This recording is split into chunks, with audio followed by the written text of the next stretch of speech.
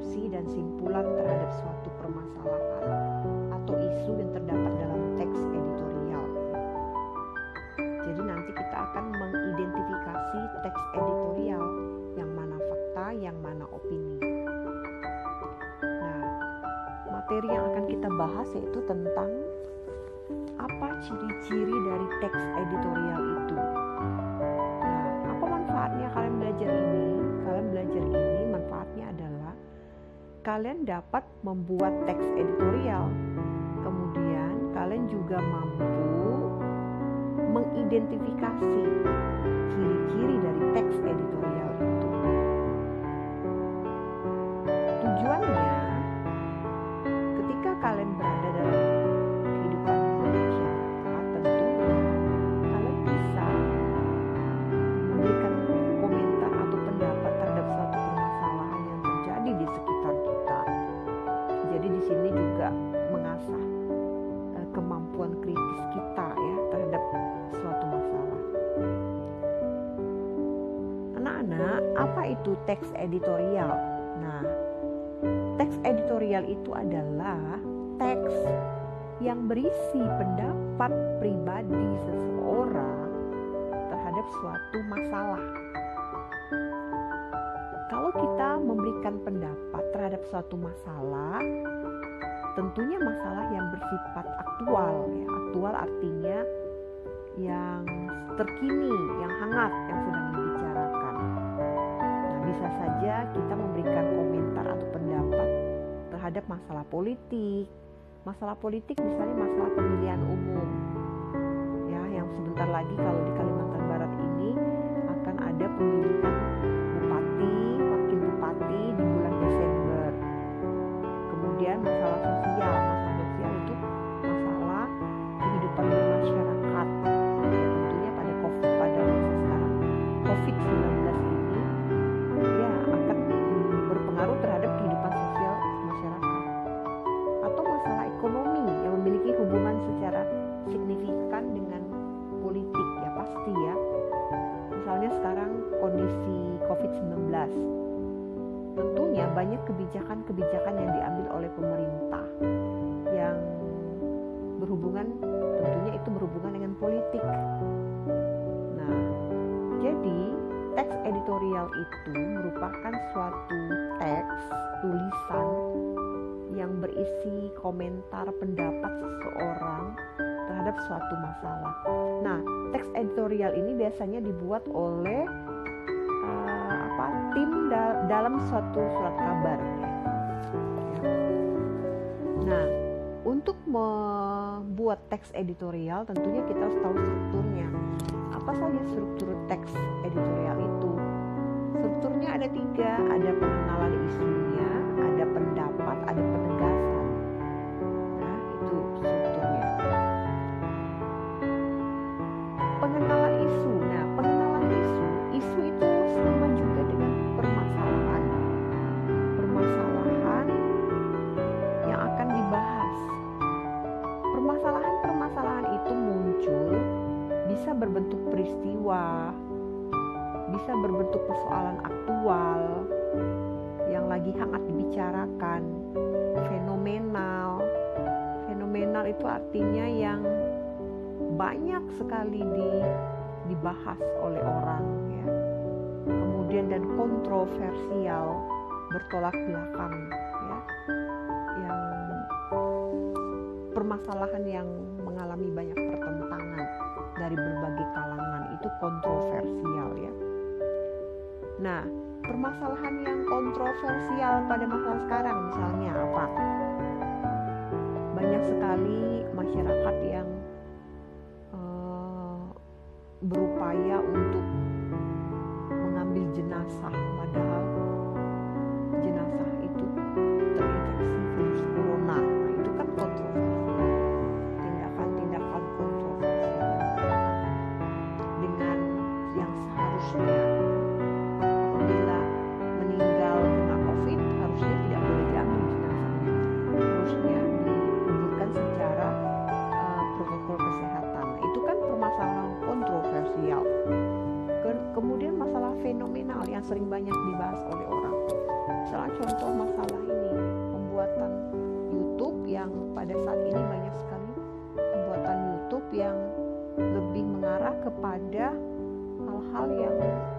banyak sekali tidak ada manfaatnya.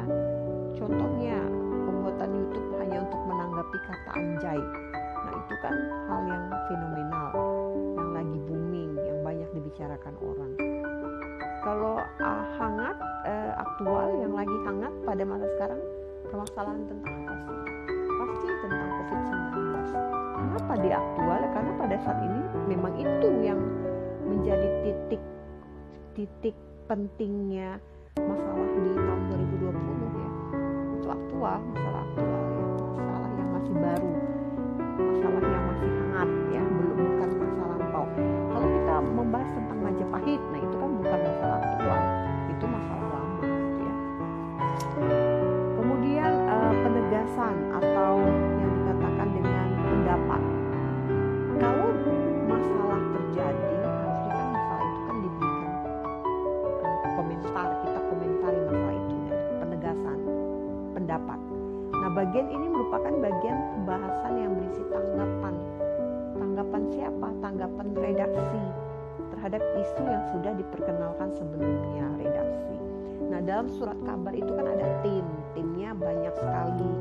Ada tim editor, ada wartawan dan sebagainya. Ada tim redaksi. Nah, tim redaksi ini adalah orang yang bekerja di bidang surat kabar itu. Nah, di dalam satu kolom surat kabar itu ada yang namanya editorial. Jadi yang memberikan tulisan editorial itu adalah tim redaksi. Nah, penegasan dalam teks editorial itu tadi kan pertama kan pengenalan isu. Pengenalan isu itu bisa bentuk peristiwa, kan aktual, fenomenal dan kontroversial. Setelah ada pengenalan isu, kemudian diberikan pendapat. Pendapatnya gimana? Apakah setuju, tidak setuju? Kalau setuju apa alasannya? Tidak setuju apa alasannya? Diberikan juga alasan-alasan yang menyatakan bahwa tanggapan itu masuk akal, tidak masuk akal, bertentangan atau tidak. Kemudian bagian penegasan dalam teks editorial itu berupa simpulan kita apa terhadap masalah itu. Selain kesimpulan juga kita memberikan saran, solusi ya, atau rekomendasi ya. Tentunya kalau kita menanggapi suatu hal, ada masalah, kita beri pendapat terhadap masalah itu. Ya solusinya apa? Nah itu intinya ya. Untuk mengatasi permasalahan harus ada solusi. Nah, jadi kalau kita berbicara teks editorial, pasti ada fakta di sana ya. Faktanya apa? Faktanya itu adalah peristiwa-peristiwa aktualnya, peristiwa fenomenal dan kontroversialnya. Karena fakta itu kan hal yang benar yang terjadi ya, hal yang terjadi. Sedangkan pendapat atau opini terhadap peristiwa tersebut, nah pendapat itu adalah suatu komentar. Apa beda pendapat dengan opini? Kalau fakta itu tidak dapat dibantahkan, itu nyata ya, bisa dibuktikan kebenarannya. Sedangkan opini masih bisa diperdebatkan dalam menanggapi suatu objek atau peristiwa yang sama, pasti akan timbul berbagai pendapat. Jadi opini itu sifatnya lebih subjektif, kemudian fakta itu bersifat objektif.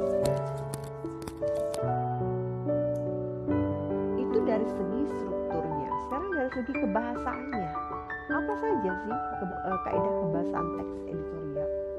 Kebahasaan teks editorial itu yang meliputi adanya penggunaan verba. Verba itu kata kerja dasar dan kata kerja berimbuhan. Misalnya kata kerja dasarnya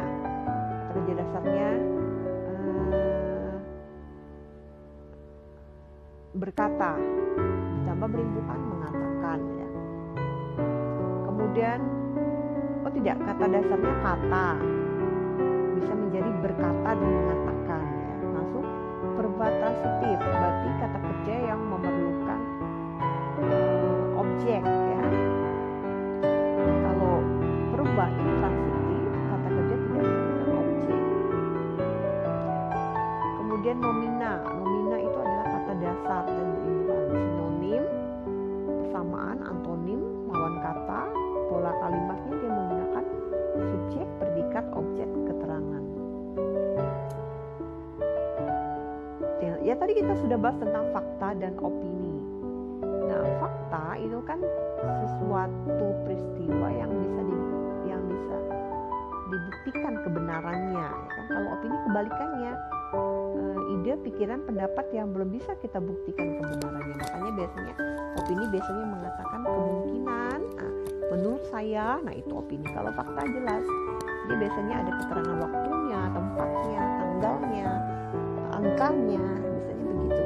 Sifat fakta itu lebih objektif, opini subjektif. Kemudian pembuktian, ada bukti yang akurat kalau fakta. Kalau opini tidak ada. Pengujiannya bisa diuji kebenarannya. Kalau opini belum bisa diuji kebenarannya. Pengakuan, fakta itu diakui oleh semua orang. Kalau opini tidak diakui oleh semua orang.